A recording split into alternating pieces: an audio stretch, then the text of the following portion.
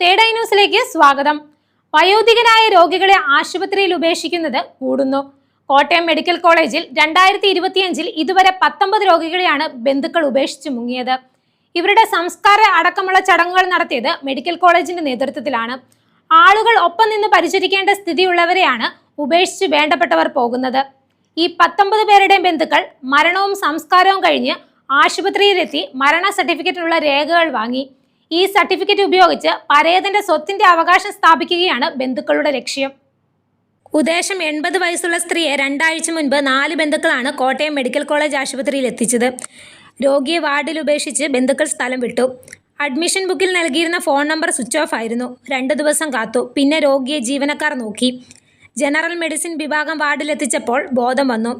അപ്പോഴും വിലാസം ശരിയായി പറഞ്ഞില്ല. അതോടെ രോഗി അജ്ഞാതയായി തുടർന്നു. 3 ദിവസത്തിന് ശേഷം രോഗി മരിച്ചു. മൃതദേഹം മോർച്ചറിയിലാക്കി. പോലീസ് പത്രവാർത്ത നൽകി. നിയമ നടപടി പൂർത്തിയാക്കി സംസ്കരിച്ചു.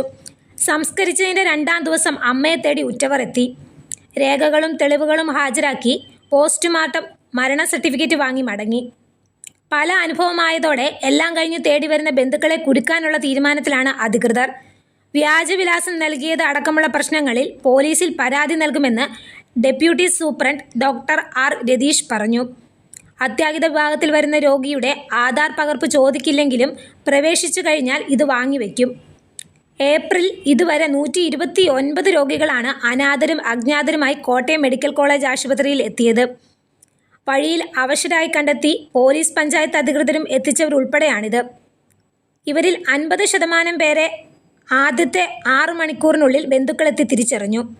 15% പേർ അനാഥരാണ്. 35% പേർ ബന്ധുക്കൾ അജ്ഞാതരാക്കിയവരും. 13 അനാഥ അജ്ഞാത മൃതദേഹങ്ങൾ ഇപ്പോഴും കോട്ടയം മെഡിക്കൽ കോളേജ് മോർച്ചറിയിലുണ്ട്.